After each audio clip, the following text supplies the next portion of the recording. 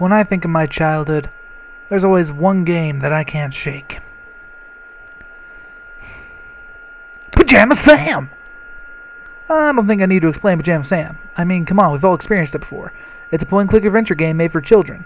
And quite honestly, I'm not sure if I would be into the genre today if I hadn't played these games when I was younger. I mean, it got me into the genre. Who knows? Without this game, maybe I wouldn't have played other great point-and-click adventure games like Indiana Jones and the Search for Atlantis, or Nightshade. Okay, on second thought, maybe Nightshade would have been better if I hadn't maybe I shouldn't have played that game.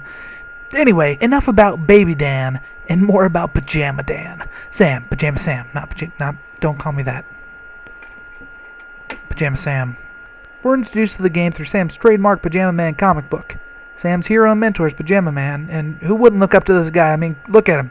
Dude's more Jack than Jack May.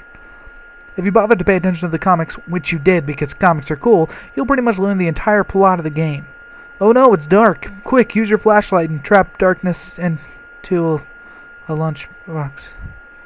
Okay, so maybe the plot isn't the strongest in the world, but this is also made by a company who made Talking Car Go to the Moon, so this is fine by me. We start the game with the goals of collecting Sam's Pajama Sam mask, his trademark all-metal Pajama Man lunchbox, which he's going to apparently lock darkness up in, and his flashlight. The game is semi-randomized, so the locations of the objects can change with each playthrough, although they aren't hard to find. I wonder what this does.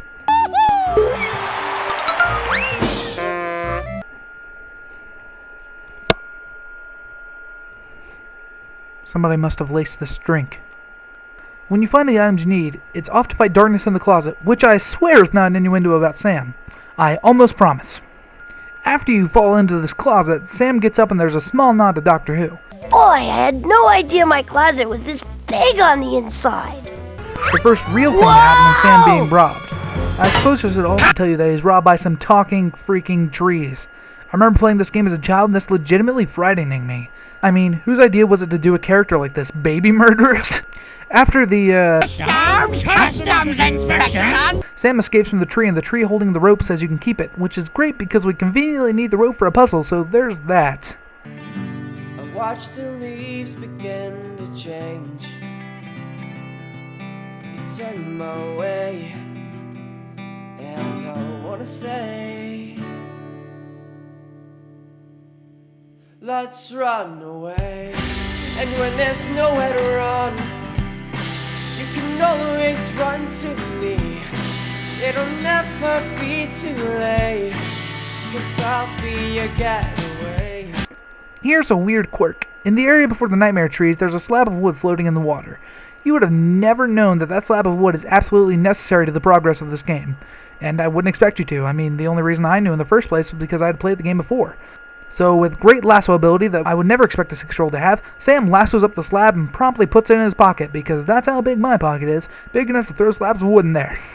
Wait, that sounds dirty. Anyhow, now that you've got wood, you're going to want to keep heading forward on the path. You're going to come upon crossroads where you can go to the mine, the river, or Darkness's house. Pro tip, don't go to Darkness's house. It's scary. Also, you can't do crap in there later, so yeah. Instead, you should go on the river. That's where we'll meet Otto, a boat who is scared to float. Apparently he had a friend who... Well, I'll let him he explains it better. I had this friend and he told me this story about his dentist brother who, he was made of wood and he got in the water and he sank. Right. So Sam needs to prove to Otto that wood does indeed float.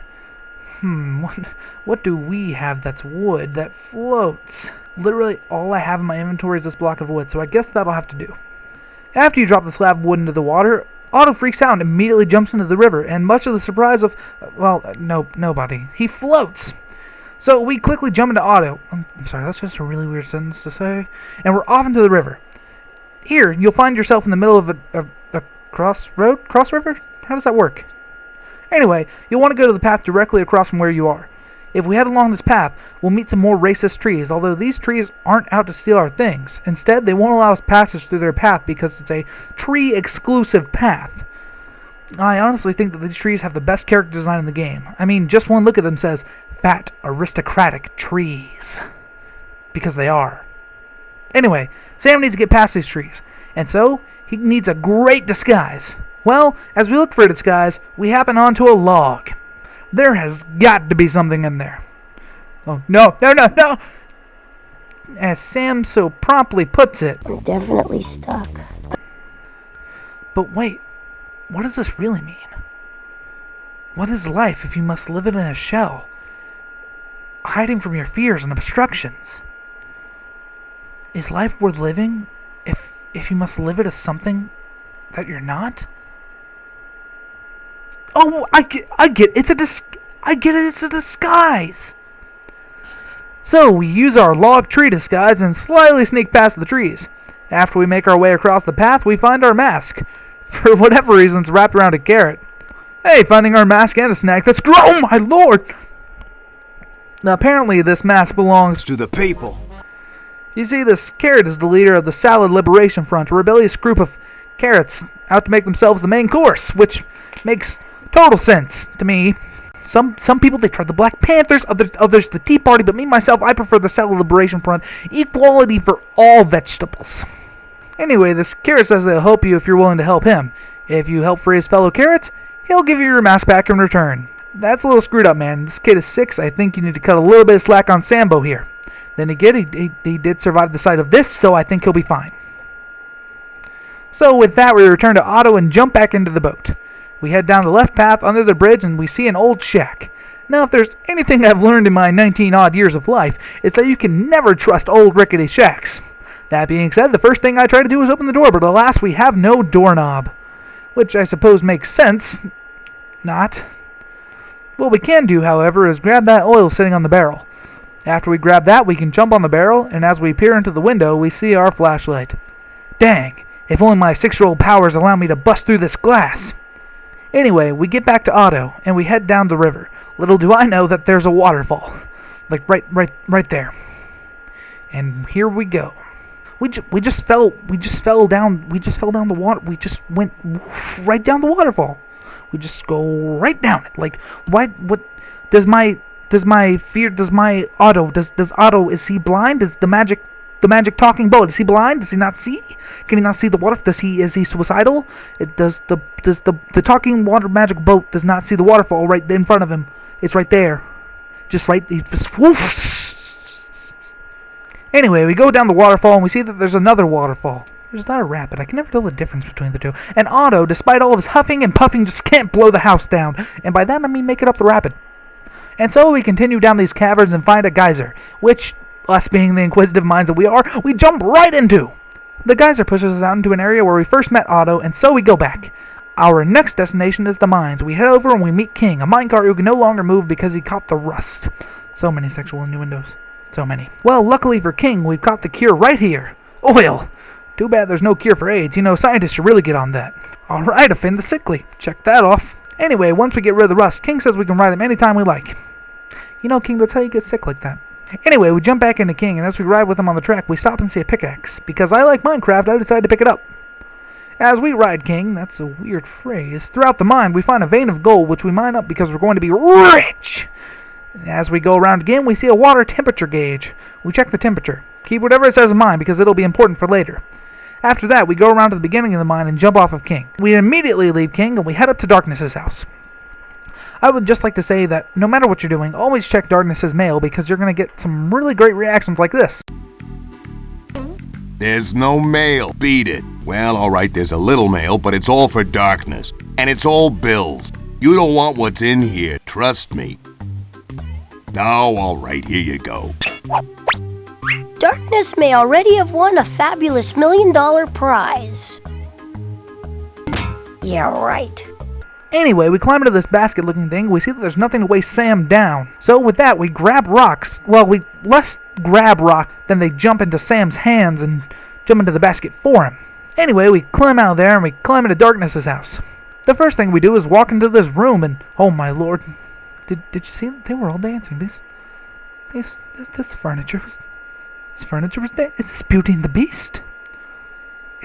Am I Beauty? Does that mean Darkness is the Beast? Tale as old as time, song as old as rhyme, Beauty and the Beast. I'll never do that to you guys again, I promise. I'll never do that. That was bad. I'm sorry, that was awful. I won't do it to you again. Anyway, we check the time on this clock because why not? And we leave. The next place we go is the kitchen because we have that carrot guy and we promised that we were going to help friends escape. And with that, we do. We walk up to the fridge, pull out the carrot, and we're like, hey, we got this for you. Of course, we have to do it in sing-song because this entire place is an opera. After that, we help all of his friends escape, and we're awarded the mask. I'd just like to show you that there is a chicken that sings about their own death. That is dark. What is this? This game is made for like 4-year-olds. I don't understand.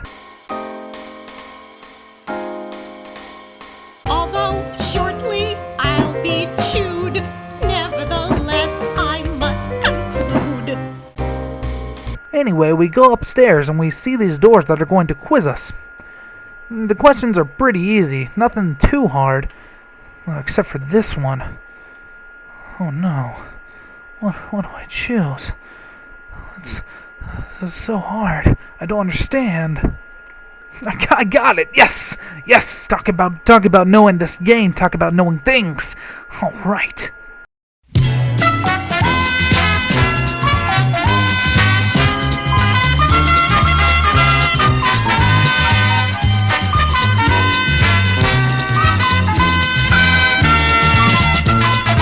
You remember I told you remember the water gauge pressure thing? Well, this is where it comes in handy, because now we can just answer the question right off the bat. If you didn't know the answer, you couldn't answer it, and, well, you have to go look for it. I just decided to get it right off the bat.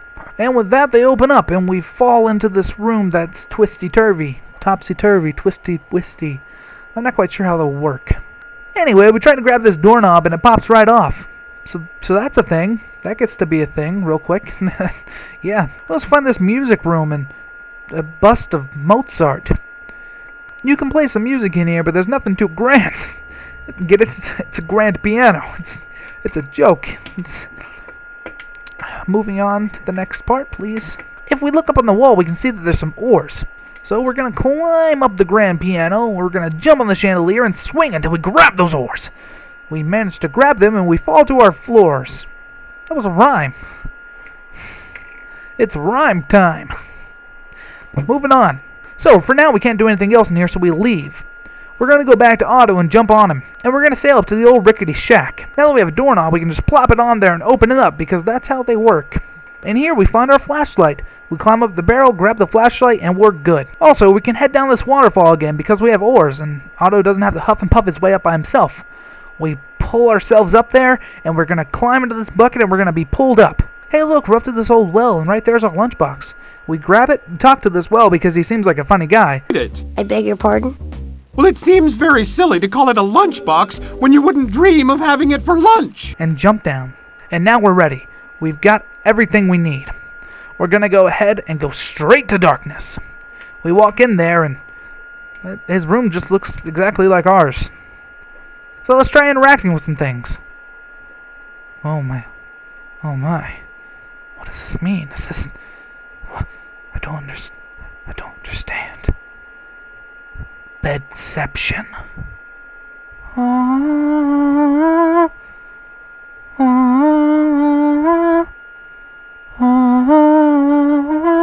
We look over here and we see that this closet is locked.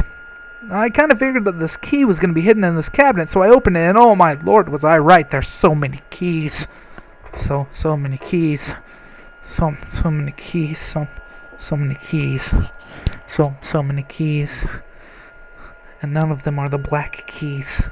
I hope you guys like that one. I tried really hard on that one. I like that joke in particular. Anyway, none of these keys are going to fit, so let's look in the cabinet again, and voila, there it is, the key that we need, hidden right in the cabinet. We grab it, unlock that door, and in we go. Of course, we find that Darkness is in there. He says that he doesn't really have any friends, and nobody wants to play with him, and so Sam decides that he's going to play. They play cheese and crackers, a form of tic-tac-toe. It's part of the game I didn't go over because I forgot about it, and I don't feel like revising the script for it. But yeah, and Sam says he has to leave, but he's no longer scared of darkness because they're friends, and thus the game is over. Hey there guys, welcome to the Insight. I hope you enjoyed today's video. I put a lot of work into this one, and I think it's the one I'm most proud of yet. Anyway, if you want to see more of what I've done, you can click the link in the upper left-hand corner, and it'll take you to a review of 420 Blaze at Game of the Year. If you click the link in the upper right-hand corner, it'll take you to a random video I did. Also, if you check the links in the description, you'll find a link to my Facebook and my Twitter. Also, one of the songs I used was a song that my friend Ryan Oates wrote. It was the song that was played with the whole segment with Sam and the Tree. And if you like it, there's a link to Ryan's page in the description, and a place where you can buy that song on iTunes. You should really check it out. He's a great singer, got a lot of talent. Anyway, I hope you guys have a great day, and CenturionDan out.